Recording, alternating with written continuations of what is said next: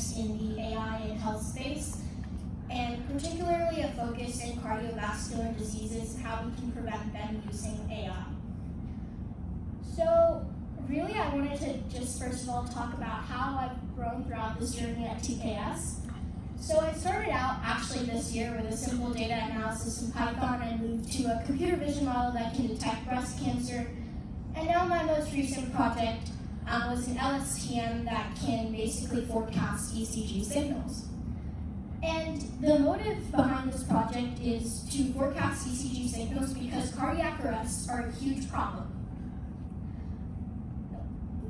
I'm Nina Kumar. And so 350,000 people die each year because of a cardiac arrest. And of those 350,000 people, only 10% survive. And also the side effects of a cardiac arrest are very devastating. You have brain injuries and also physical impairments. So to understand really what happens in a cardiac arrest, we first need to look at, well, what does a normal person's heart rhythm look like? So in the heart, basically, the sinus node generates electrical impulses, and this heart rhythm is around 60 to 100 beats per minute. But in a person with a regular heart rhythm, it's around 100 to 120 beats per minute. And this irregular heart rhythm is something called arrhythmia. And there's various different types of arrhythmia, but mainly they're characterized by irregular heart rhythm. And the current way to monitor these electrical impulses is using something called an ECG signal. Now many hospitals use this, and it's basically like a wave, and it's complex to understand, and it's usually understood by medical professionals. But recently, in the most recent years, there have been at-home tools to monitor these ECG signals, which has been really cool.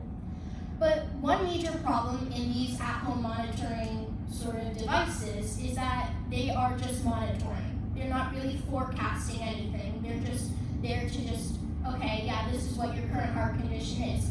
But what I developed is something to forecast ECG signals, to be able to prevent cardiac arrests ahead of time. And so, how do we do this? So, forecasting data, we've done this for sales, we've done this for stock prices. We're able to take historical data and forecast it, and to be able to basically predict into the future. What if we could apply the same thing to ECG signals? So this is some of the results that I got from my model that I built. So I took historical data, and I'm able to forecast what would be the next, for example, 5 to 10 time steps of an ECG signal. And the really way that I decided to expand this project is, instead of just taking historical data and being able to forecast it, what if you could have a continuous forecasting system, whereby you can take basically the outputs of your model, mush them together, and feed them back in as the input. And this was the second iteration of my project, where I took basically, as I said, taking the outputs of the model, mushing them together, and taking that as an input. That way we can provide a continuous forecasting system and be able to prevent cardiac arrests ahead of time. And this is really revolutionary because all the tools that have been developed so far are looking into monitoring, not necessarily forecasting.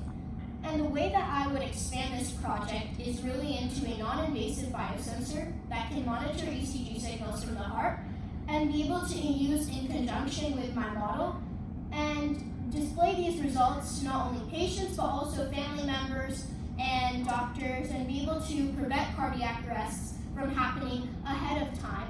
And this is really different from, for example, on your Apple Watch, which has